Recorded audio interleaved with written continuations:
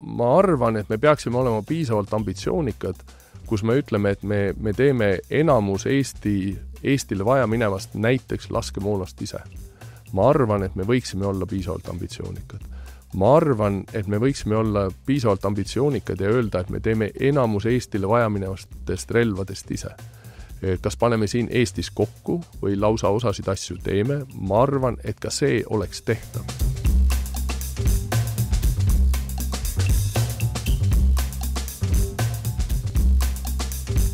Venemaa on, kasutades selle John McCaini sõnu, tanklakett tuumarelvadega. Ja sul võivad küll tuumarelvad olla, aga kui keegi su tanklasse enam sisse ei tule, siis kaua sa ikka kestad. Praegu on Euroopa sanktsioonid ja Ameerika sanktsioonid on olnud Venemaale äärmiselt kurnavad, ükskõik mis sellest räägitakse, aga see on olnud äärmiselt kurnavad, äärmiselt üllatavad. Aga nad on nendega kuidagi hakkama saanud, sest on pool silma vahepeal kinni pigistatud, et olgu, et meie ei osta teie käest, aga teie müüte selle kellelegi ja me siis ostame nende käest. Aga on päris kindel, et kui see asi tõsiselt käsile võtta just Ameerika Ühendriikide poole pealt, siis on võimalus need rahavood kinni panna. Ja siis sa oledki põhimõtteliselt ainult tuumarelvadega, kas sa oled nüüd tanklakett, enam sa ei ole, sest keegi su käest enam ei osta kütust. Siis on nagu suur Põhja-Korea. Täpselt nii. Ja ma ei usu, et see variant Venemaale sobiks. Ma ei näe. See variant on, ma arvan, et see on mõeldamatu. See Põhja-Korea loomine oleks pidanud hakkama pihta Venemaal, ma mõtlen 40. aastatel, nendel ei tulnud see välja Stalinil.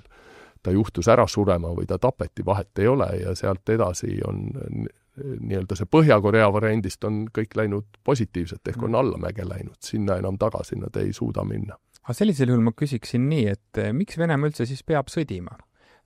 Olgu tanklakett, aga miks tanklakett peab sõdima? Sellepärast, et mulle tundub, et sõjas püsimine on Venemaale praegu väga kasulik. Venemaa mõju ja populaarsus maailmas on pidevalt tõusnud alates 2022. aastast. Meile tundub, et Venemaa on muutunud täielikuks paariaks, ma ei ole selles lõpuni kindel. Ma ei suhtle väga palju ja sellel teemal tõenäoliselt, mitte tõenäoliselt, vaid kindlasti räägivad meie välispoliitika eksperdid palju paremini. Aga need vähesed kontaktid, mis mul on olnud inimestega Eestist kaugel ja Euroopast kaugel, siis see suhtumine on ikkagi pigem selline, et ega Venemaa on päris vinge vend. Et nii kaua sõdib terve NATO-ga, terve Euroopaga otseselt, kuigi see on see, mis see Vene propaganda ütleb ja niimoodi sellest aru saadakse. Et ma mõtlen niimoodi ja siin on hästi palju olnud ka rääkimist, et jutuajamist, et kas Venemaa peab sõdima, jah, peab küll.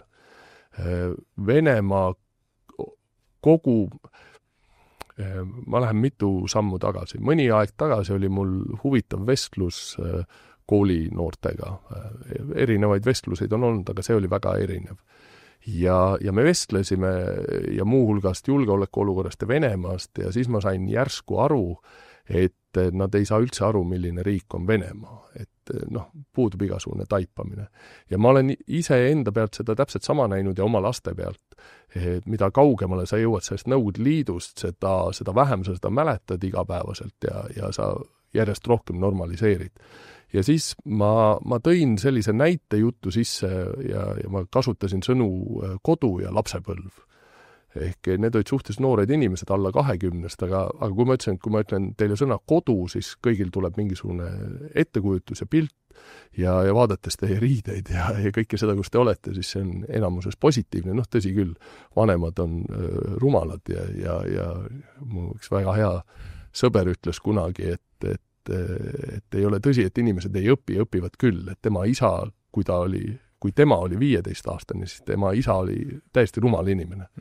Aga nüüd ta on 30 ja isa tundub täiesti mõistlik, nii et on õppinud küll ja arenenud selle ajaga see isa. Aga kui kodu ja lapsepõlv sul on ühesugune pilt ja see kõik on selline enamasti positiivne soojus ja kõik, mis seal seisab. Aga mul on üks sõber, kes kasvas üles sellises kodus, kus pidevalt joodi lihtsalt viina ja kui ta lapsena tahtis telekat vaadata, siis ta pidi hästi madalale kummardama, et see suitsupilvest, mis toas oli, kuidagi allapoole saada ja tema lapsepõlv ja tema kodu ei olnud midagi sellist, mida ta väga tahaks mäletada, nii et tema ei taha sinna tagasi minna. Ja nüüd, kui me ütleme sõna riik ja ühiskond, siis Venemaa ja Eesti on täpselt samasugused, täiesti erinevad. Üks on siis see joodiku kodu ja see ei ole kindlasti mitte meie kodu, aga teine on selline õnnelik lapsepõlv. Ja me ei suuda enam tema käitumist aru saada ja seetõttu me ei suuda ennustada. Inimesed räägivad, et Venemaa on ennustamatu. Ei ole. Venemaa on väga selgelt ennustatav ja tal on oma ratsionaalne käitumine, aga see on niivõrd erinev meie omast.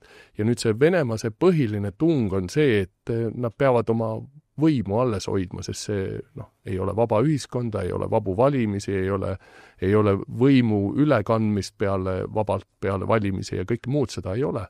Ja kõige hullem asi, täpselt nii nagu Nõukogude Liiduga, oli sul see, et kui inimesed hakkavad mingi hetk küsima, et kuulge, et miks meie nii kehvasti elame ja kilomeeter, 2 kilomeetrit, 10 kilomeetrit eemale inimesed, kus on teine riigikord, elavad nii hästi. See on see, kus kõik kaob käest ära, siis sa pead terrorit juurde panema ja kui sa seda ei suuda teha, siis laguneb kõik laiali.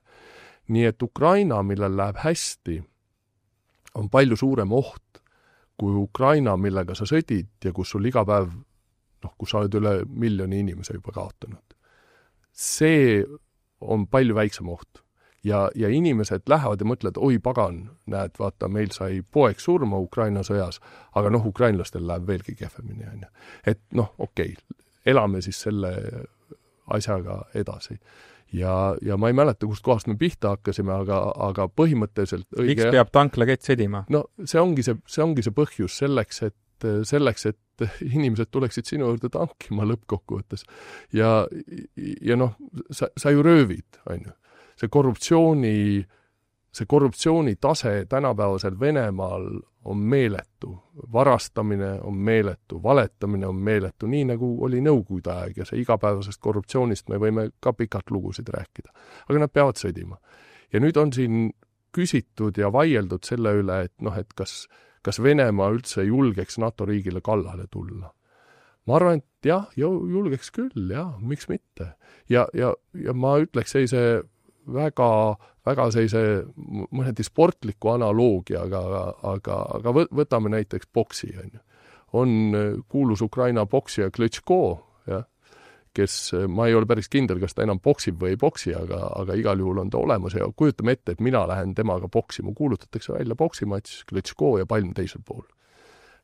Ma olen kergem, ma olen lühem, ma olen palju vanem, ma olen täiesti vormist väljas ja veel ma ei ole ka kunagi boksinud. Aga boksimatš hakkab pihta, 12 raundi ja raundid lähevad ja Klitschko domineerib, ta teeb nagu head tööd, aga teine raund ja 3. ja vahepeal kohtunikud annavad mulle ka mingid punkte ja 10. raund lüüakse mind knockdowni, ühesõnaga kulm katki, veri jookseb, kohtunik peatab matši. Kui nüüd järgmine päev lehti lugeda või ajalooraamatuid vaadata, siis pole mingit kahtlust. Klitschko võitis matši, tehniline knockdown. Aga tegelikult, kui sisu poole hakkad mõtlema, et huvitav, kes see need miljonid võtab rahva esinemiste eest, kes see täidab kõik saalid ja peab loengut sellest, kuidas ma Klitschkoga boksisin. Kelle raamatut ostetakse, kui ma kirjutan raamatu, et kuidas ma valmistusin Klitschkoga boksimiseks, kes võib avada ja nii edasi ja nii edasi. Mina olen see, keda kõik kuulavad, mitte mingit Klitschkod. See on see olukord, kus Putin on võrreldes näiteks NATO-ga. Ja loomulikult ta tahab seda proovida. Miks ta ei taha seda proovida? Kui tal see läheks korda, kui ta suudaks tagada selle, et see sõda püsiks nii-öelda piiratud tasemel, et sõditakse ainult seal, kus tema otsustab ja lüüakse lõpuks Venemaa välja. Ütleme, et Venemaa tungib kallale ükskõik kellele, millisele naaberriigile. Lätile, Eestile, Leedule läbi Valgevene või läbi Kaliningradi või otse Poolale läbi Valgevene, ükskõik mida ta teeb. Soome on võib-olla seal liiga külm ja keegi ei pane tähele, vähe inimesi elab seal põhja pool ja Norras samamoodi, aga kuskil siinpool. ja oletame, et tungib sisse, aga ta lüüakse tagasi. NATO saab kokku, lüüakse tagasi kas 6 päeva või 6 nädala või 6 kuu jooksul. Aga see sõda püsib piiratud tasemel, keegi ei pommita Moskvat, keegi ei tapa otseselt Putinit ennast ära, keegi ei pommita Sankt-Peterburi ja kõiki neid kohtasid. Ta kuidagi nagu sõditakse seal, kus Putin tahab ja lüüakse ta nüüd välja. Ja nüüd kujutame jälle ette, et mis siis nagu edasi toimub. Ühelt poolt on Putin rahvakangelane väga paljude inimeste silmis. Viskas kinda NATO-le, tuli elusalt välja ja midagi nagu ei juhtunud ka. Väga paljud 3. maailma riigid kuulavad veel rohkem Putinit, sest tal on nüüd know-how, kuidas sellise suure gigandiga võimsa gigandiga nagu NATO sõdida. Aga teiselt poolt mõtleme NATO sisse, et meile tulevad näiteks, kui meile tungitakse, tulevad mingid väed appi, need viiakse tagasi, lähevad tagasi, kõik on võitjad, kõik on tore, aga vaatame nüüd Eestit. Pool Eestit on ära lõhutud, mul on naine kadunud, tütar surma saanud, poeg on teab kus, et kas see on see, mis see võit on?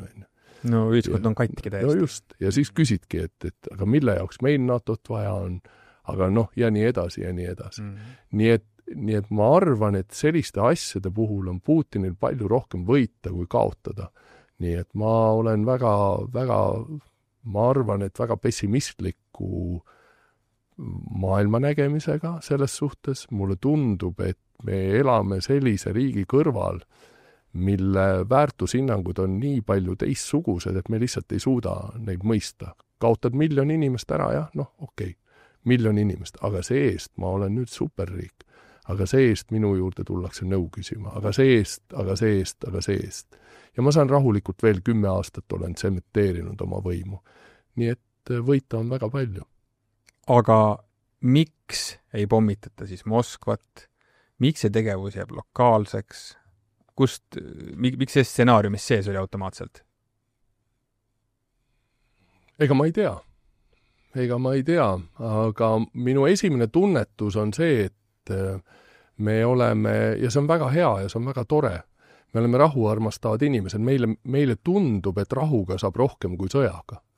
Mis on inimkonna jälle, ma nüüd ei kipu jälle spetsialisti koha peale, aga inimkonna ajalugu vaadates on suhteliselt harukordne seis. Minu arust David Vseviov ühes oma saates ütles väga ilusasti, et kuni julgelt 18. sajandi lõpuni kõige kergem viis endale uusi saapaid saada oli need võtta kellegi teise jalast. Et see oli kõige lihtsam viis.